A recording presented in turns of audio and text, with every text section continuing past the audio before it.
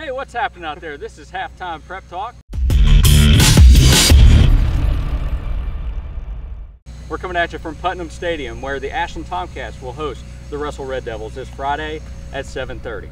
Zack Klemme, Matt Sparks, I'm Aaron Snyder. You're watching us on dailyindependent.com, HTPT's Facebook page, or YouTube. Check out the Chick-fil-A ticker on the bottom of your screen. You can see last week's scores and this week's games. Zack, we're going to get to top 3 games of the week. We'll talk about Ashland Russell. But I wanted to ask you a quick question. Okay. About your game this past weekend. Okay. What jumped out at you the most? Tell everybody where you were. I was in lovely Charleston, West Virginia. These Tomcats went up to George Washington up there. It's been a series that has developed into a pretty good series. Several close games over the last 5 or 6 years. This one was not one of them. 42-6 ended up in favor of George Washington. One thing that really jumped out, Ashland was a little bit outmanned up front. They've had some injury issues on the line in the backfield, injury, sickness, etc. Still trying to get people eligible, all that kind of deal. They were a little bit outmanned. George Washington is a pretty big school. They're in 3A, which is West Virginia's largest classification. Right. Ashland's depth was maybe not as deep as they will be at full strength this year. One of the things that really jumped out was Ashland didn't really quit. There were some bright spots. Late in the game, Ashland was already down, I believe it was 35-6 or 42-6, something like that, down big late. And George Washington was returning a kick down the field, kickoff after that touchdown, and a guy's just broken into open field. Looks like, for all the world, like a 90-yard kickoff return for a touchdown. A-Rock Coburn runs him down at the 5-yard line and tackles him. So it was just good in talking to Coach Love after that game. It's not what Ashland's accustomed to. Ashland doesn't do moral victories. They're kind of beyond that as a program. But there were some bright spots. That was one of them. They didn't quit. They knew they were probably in a little bit of trouble personnel-wise coming into the game, and it ended up being a 48-6 loss. But they came out, took care of business, did what they could, and made it respectable in some regards, even if the scoreboard might not necessarily say so. Well, it's definitely not the start that Ashland was looking for. They are 0-2, but you know they could rectify that. They have Russell coming in here. Russell won that game 2 years ago. Matthew, you're going to talk about that game here in a little bit. Let's go ahead and I'm going to throw everything off. You guys didn't even know this is coming. It's not the first time. Let's throw back to Monday. Every show he does this. Let's throw back to Monday, which is Labor Day. Yeah. And we talked to Coach Tony Love and Tate Doughty. Let's go straight to the interviews. All right, here on Halftime Prep Talk this week with Tate Doughty here at Ashland's practice field. It's actually Labor Day. You guys practicing on a holiday a little bit. Of course, you guys are putting in the work, trying to get this season going a little bit better. You guys got Russell this Friday. What are some of the things you guys are really focusing on this week leading into that Russell game? Well, you know, we got a lot of guys that didn't have a bunch of experience, so we're trying to get a couple games under our belt. And we had, you know, a bunch of guys out last week, so, and G-Dub, they're a tough opponent. So, you know, we're just trying to look forward, you know, better leadership qualities and stuff like that going into next week. What about George Washington stood out the most to you on this past Friday night? They were big, they were fast, you know, and they were well coached. You know, they were always in the right spot, and you know, the quarterback's really good. It's a tough game to play early, isn't it? Because a lot of people are going to look at that score and be like, well, what's going on with Ashland? Well, why should people not give up on Ashland so quickly? Well, you know, with the little experience that we have, you know, once we get more games under our belt, we'll be better prepared, you know, for bigger games and stuff like that. Tate, you have 5 catches for 36 yards in that game. A couple different quarterbacks, Will Adkins and Braxton Ratliff, both of them kind of offer some different skills. What did you see from the quarterbacks? They both played all right. You know, it was tough in the pass game, you know, with the picks. You know, some of them were just deflections or, you know, just some of those balls over the top that, you know, normally don't get picked. So, you know, it was just kind of some of them were kind of freak stuff. But primarily a quarterback last season, now a receiver. A lot of times you line up in the slot. How much you like in receiving? I like it. You know, I'm hard on myself just because I feel like, you know, I moved myself out there to make plays for my team, and I don't feel like I've made enough plays yet, but I'm working, I'm trying. Yeah, you know, talking to the coaches, including your father, who's an assistant coach, Steve Doughty, and Coach Tony Love as well, they said it was your decision, that you brought it up, that you wanted to move to receiver. What all went into that, and when did you kind of decide that was the right move? Well, coming out of last season, you know, we obviously had Quentin, and so it was more of a run-based offense, you know, stuff like that. So I was more comfortable with that, you know. I feel like I'm okay in space, you know, running the ball. But coming in this year, we knew we were going to have to spread the ball out around the field a little bit because we didn't have the offensive line that we had last year. Sure. So I felt like for me and the rest of the team, it was better for me to make plays out in space at wide receiver Sure. than it was for me back there trying to run around. You mentioned a former teammate, Quentin Baker, also Drew O'Brien. Both those guys playing for Western Kentucky now. Several former Tomcats at the college level now, but those two guys at WKU, and they were playing last Thursday night. Yeah. Did you guys get together and watch that? Yeah, I was watching on TV, and I was just they weren't in early in the game, but I was kind of watching in the background. I could see Drew and Quentin both standing back there talking, so it was cool. Kind of a neat thing to see, wasn't it? Tate, you've been around Ashland football all your life. You grew up along with TJ Love and Daniel Heberlin too. Grew up as coaches' sons on the field at Putnam Stadium. You were up in the booth with your dad for a lot of these games over the years. What's it like now to finally be a senior on that field, given your whole life? I've looked up to Tomcats, my entire life, and just remembering games that have been at Putnam Stadium, sitting up in the press box with my dad, he'll be calling plays and I'm just sitting there right beside him. So, but now, I'm one of those guys that hopefully the younger guys can look up to. Like we were at JFL yesterday working, just talking to those little guys. But, it's really humbling to be out there and know that you're one of those guys now. Your dad's a pretty fiery guy when the game gets going. What's he like now? Has he kind of mellowed a little bit over the years, or is he about the same? He came down on the field a couple years ago and he was a little bit more mellow, but he's crazy up in the press box. But he's calmed down over the years. So when Tate Doughty's not on the football field or on the practice field or in school, what do you like to do? Like I'm getting ready to go play golf with Burge and Cody Thompson and Marcus Lazier. I like to go fishing, and I just like to hang out with my friends. Where are you golfing today? Diamond Leagues. Okay. How good are you? Not real good. I'm all right. You go for bogeys? Yeah. That's what I go for too. If I play bogey golf, I'm happy. Yeah. If I hit par, I'm happy. So. All right. We'll go out there and have fun. All right. All right. Thanks. All right. Here at Ashland, where you guys just finished up practice just a little bit ago. Coach Tony Love of the Ashland Tomcats. You guys have started off the season a little bit rough. A pretty good game against Graceland, against a pretty good opponent there. Kind of a tough opponent you guys had in George Washington. But I wanted to ask you about, just kind of overcoming a tough start, because you guys in 2014, people might not remember, but 1-3. And by the end of the year, you played within 2 touchdowns of Highlands. Right. So what is the key to just moving past this and getting through this part? It's funny you asked that, because we talked about that today. And as coaches, when we sit down in the meeting yesterday, and we kind of, what's the element here that we're lacking? And 4 things came about. But the biggest thing is the kids need to be dependable. And I'm not saying that they're not dependable right now, but they need to be holding themselves accountable. Coaches need to hold themselves accountable. We need to have a better eye in practice. Maybe letting habits develop. Mm-hmm. So it's an overall team growth challenge. And I'm a very transparent person. I'm going to tell the kids the way I feel and what I'm seeing, and I think they respond to that well. I had a coach like that in college, and I really appreciated that transparency. And I did. I mean, we probably had a 20-minute meeting after practice today.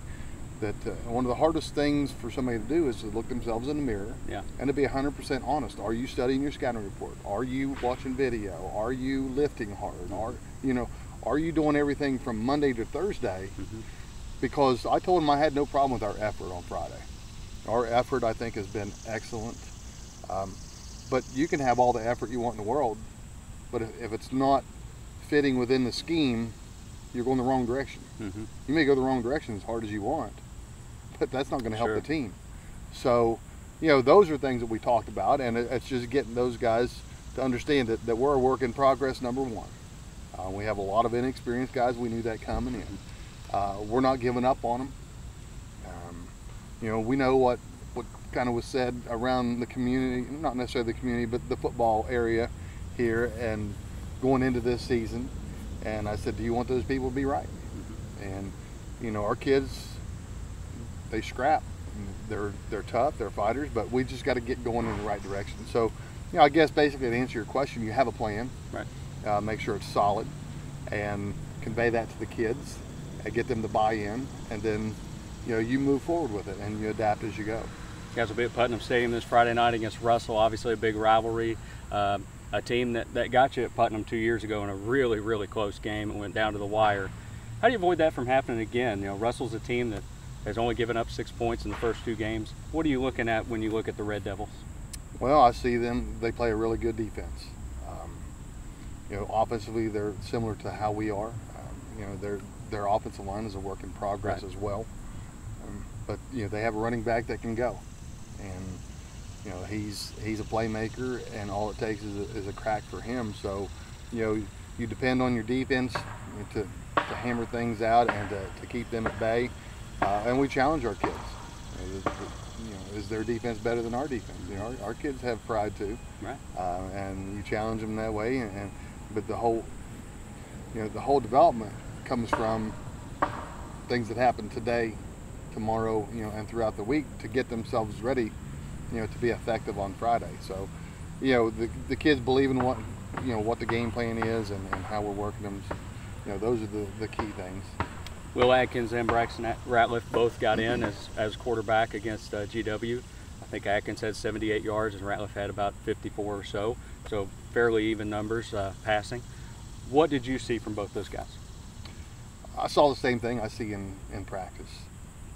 They both have a talent set or a skill set that can help you win. We just have to continue to work and improve. And to be honest with you, GW has great athletes. And not to say that we don't, but they're a really good team. And you go back to what we've done this year. We played Spring Valley, who is very good. Right. We played Jackson. Sure. So, and then Graceland, I wouldn't be surprised if they go 10-0, to be honest with you. So, you keep the kids their focus on, this is what's in front of us. Not to make excuses, but this is the reality of the situation. And those two are no different. They each have qualities that can help us win, and they need to make sure that they're amplifying those qualities, to keep us in position. We've got to protect the ball. And we've got to, on our short routes, we've got to let the ball go, get it out of our hand a lot quicker. So, those are things that each one of those guys can do. I know you've had a few guys out along the front line, in the backfield. It seems like a little bit of everywhere. When do you think some of those guys might return? I'd like to ask you specifically about Noah Roberts. Well, I just talked to Noah a few minutes ago. He feels like he'll be released tomorrow. Get that shoulder back, sort of, knock around a little bit and see how he feels. He's a big key. He's a running back. He's a 6'1", 6'2" kid that can step up in there and take on a linebacker blitzing. And it's nothing against the guys that we have in there, but they're considerably smaller. And Noah was a starter for a reason, because he was the best one we had. And so that'll help shore up the pass protection. Burgess is coming off of another leg injury. He looked good today in practice. He's starting to feel a lot better. We just have to kind of manage his minutes as we go forward, just so that we can get him back in shape. With the leg injury that he had, I think hamstring got a little weak, and we needed to develop that a little bit more as the off season is going.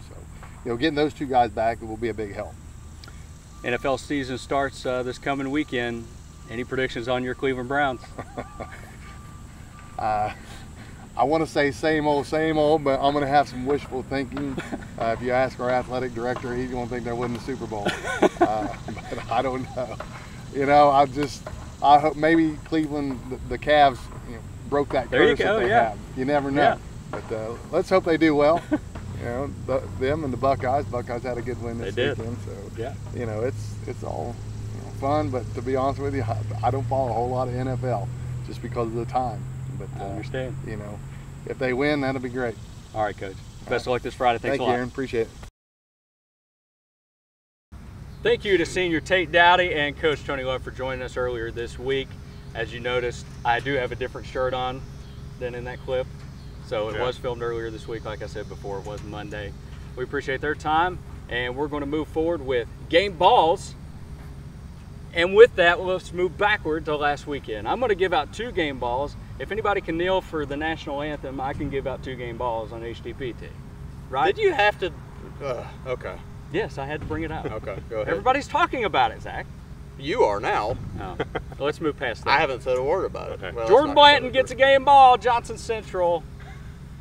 He had a whale of a game on Friday night. He played very well against Lexington Catholic. He was all over the place. He hardly ever comes off the field. He plays special teams. He plays quarterback. He plays wide receiver. He even runs a few.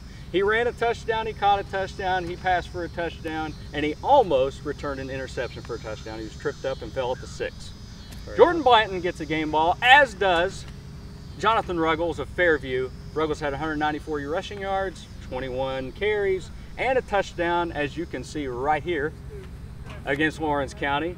That's his touchdown, and they won 22-14, the Eagles did. So a nice start for them. They're 2-1. Nice one for Fairview for sure. All right, Zach, take a game ball. We go to Greenup County for this one. Jake Wright was supposed to be kind of the heir apparent to Ryan Bird in that offense, and at times this year they've kind of struggled to get their rushing game off the ground. He had 38 yards against Fleming County, but at the very right moment, Fleming County had just taken the lead. Greenup got ahead 24-0, and then Fleming scores the next 30 to go ahead, 30-24. And the ensuing kickoff, 5 minutes to go in the game, Jake Wright takes the kickoff back 90 yards to the end zone. It's just kind of one of those things where Greenup has been, and we've talked about this ad nauseum the last couple of years, but they're knocking at the door, and Fleming County doesn't necessarily have the name cachet of a Russell or a Graceland, but that is regardless, they are a good football team. That's a big win for Greenup to finally kind of respond. That sometimes, you know, they're doing well early in the game, they get punched in the mouth. It doesn't always end well, but to come back to make that play at the end and to win the game, that's can be kind of a turning point for that program, and certainly we'll see if they can build on it Friday at Graceland. Yeah, it seems like against Graceland. They've lost a lot of close games like that. Yes. But they came out on the winning side. Big one for them. I tell you, Aaron, if you want to give away 2 game balls, I'm going to give away 2 game balls. I'm not prepared for this. No, I'm going to stay in Paintsville. I'm going to give one to Kent Phelps. Went down to Pikeville on their home turf, ran for 221 yards, 2 touchdowns. I think maybe he's one of the main reasons why they are back in the #1 spot for the second time, the second straight season. I think with Kent Phelps running the way he is, he's really opened up the game for the rest of his teammates. So I have to give another one to Darren Trimble, quarterback. Darren Morris. Sorry, Darren Morris. Apologize for that. I'm terrible with names. Darren Morris, the new quarterback for the Paintsville Tigers. He rushed for 112 yards himself. He accounted for 4 TDs. You got all these numbers. It makes up for the name. Well, yeah, that's what happens. Fumble! 3-point stance. See how I threw the ball away from the camera? Threw it over my shoulder instead of toward the camera. Again with it. That's because you're considerate. Yeah, I'm not. That's probably that's the last time I'm going to mention that. The rest of the time I'm on this show. Top 3 games of the week. South Charleston visits Johnson Central, also #1. Yes. They're #1 in Class 4A for the first time ever. And the Golden Eagles will host the Black Eagles. And Derek Pitts is the first name that comes to mind when you think of South Charleston. He's going to Penn State. He plays safety. He plays running back. He's one of those athletes that can do just about everything, kind of like Geordan Blanton. But Pitts is going to be a guy that will be central in Johnson Central's game plan. Jim Matney told me earlier this week he didn't really think it, but he thought it was a possibility that they could be 0-2 at this point. Instead, they're 2-0, sitting pretty right now, sitting at home once again. Another home game for Johnson Central. And another thing that Matney said was he feels like with the noise level and the atmosphere, just in conjunction, that it basically forms a 1 touchdown advantage immediately when an opponent walks in. Now, I think South Charleston is a quality opponent. They beat GW, who took down Ashland last week, but they did lose to Cabell Midland, the powerhouse that Cabell Midland is, 29-0. So I like Central's chances here. If I did have to make a pick, I would go Johnson Central. Zach, you have Graceland at Greenup County. It's the Iron Bowl now. Of course, we talked about this a couple weeks ago, but one of those big area rivalries that did not have a name. And Aaron, you got into this in the paper a little bit earlier this week, but kind of the evolution of that and how that came about. And it's kind of a neat deal. And kind of funny to see Scott Griddle said, well, we're basically Alabama Auburn. And then it kind of backed off that a little bit, but it's kind of, it does have that intensity, that rivalry does, and it might be maybe the feistiest out of the out of the county rivalries there, Graceland and Greenup just has kind of an edge to it for some reason. It's interesting the way that's developed, but it should be a game of two very good front sevens defensively, and Graceland's offense is probably a little bit ahead of where Greenup's is right now because they've got more personnel back. They have their quarterback back, whereas Greenup's still kind of trying to break in, chase hunt there. Two good secondaries, two good defenses, two pretty decent offensive lines. So this, like it's been, like it was last year, may well be a low-scoring game. A lot of running the ball, might end pretty quickly, and then just who makes the huge plays. Last year it was Graceland with a fumble recovery return for a touchdown. That was the difference in that one, and a play like that may, again, be the difference maker in this one. Yeah, very well could. Matthew, you're right here.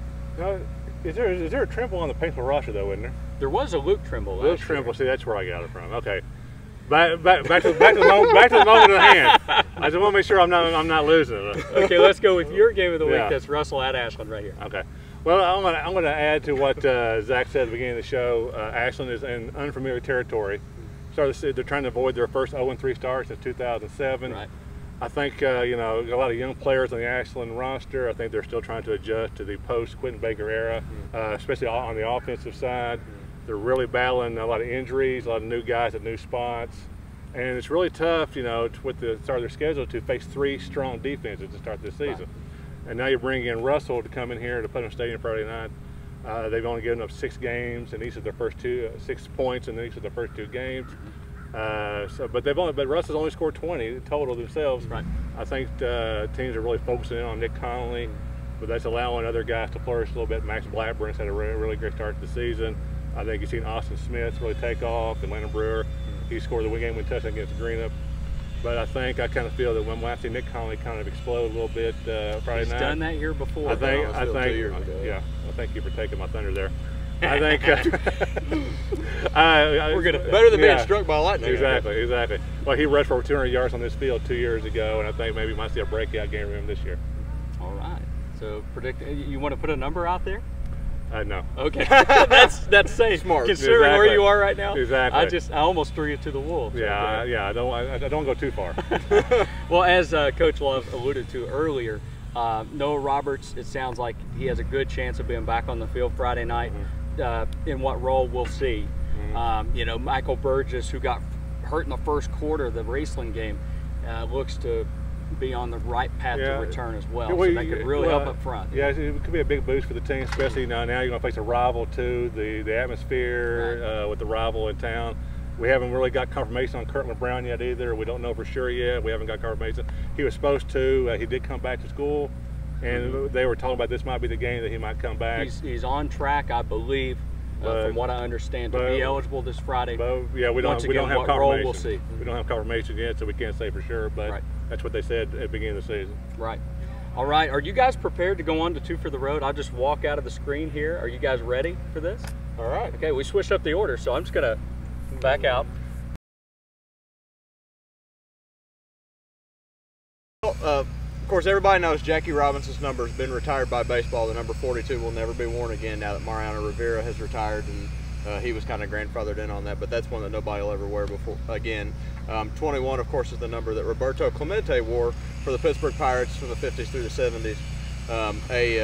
Certainly one of those guys that is kind of iconic in Pittsburgh Pirates history. And was reading earlier this week, Buster Olney on ESPN.com, he of course does his insider column every week, and was talking about one of the things that maybe Major League Baseball should consider is going that route as well with Clemente's number 21, retiring it. Nobody ever wears it again, except for, of course, there's one day a year that everybody wears, 42, and maybe that would happen again in that role. But I'm kind of intrigued by that idea. Of course, you mentioned a little bit earlier off camera that that's kind of maybe sometimes a dangerous road to go down, and somebody's going to say, well, nobody should ever wear number 3 again because Babe Ruth is the greatest baseball player in the history of the game, or whatever. But I think, you can make an exception for Clemente. You wouldn't want to do that just for what somebody does on the field. Of course, off the field, a great humanitarian. He died on a mission of mercy to Nicaragua, taking items of relief to earthquake victims down there. And just kind of the way he lived his life off the field, by all accounts, is something that also maybe is a message that you would want to send to people of, okay, this is somebody worthy of honoring in that fashion. Yeah, I know there's a lot of great players in the history of baseball that probably deserve that award, and I think Clemente's one of them. All right, I'm going to have the final word, I guess, and I'm going to, another football season, and then I'm going to start with my usual rant this time of year. All right. We have got to stop with the early season rankings. I think, I think you need to see a body of work before you start putting a number beside someone's name. I think you need a half a season, at least a half a season, because really, when you get the preseason rankings going, that's just you're pretty much guessing. That is solely for TV. That is solely to hype up games. That is solely that TV commentators can start using the word upset. Case in point, I think we saw Wisconsin have a big win against LSU at Lambeau Field, and now a result, the unranked Wisconsin in week 1 are now ranked 10th. LSU now dropped from 5 to 21. Now you can argue about that position, but if you're saying now Wisconsin, the number 10 team ranked in the country, why would you drop someone 16 points? For losing to the 16 points for losing to them by 2 points. Even if you are number 5. Texas the same way. Texas unranked, beat Notre Dame. Now they're 11th. So you just we just need to have these rankings at least to have the season, I think. Yeah, I like that. Of course, stat leaders as well.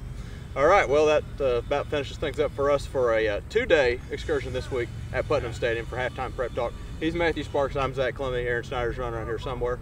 We'll be back next week from a yet-to-be-determined location. So stay tuned. We'll see you.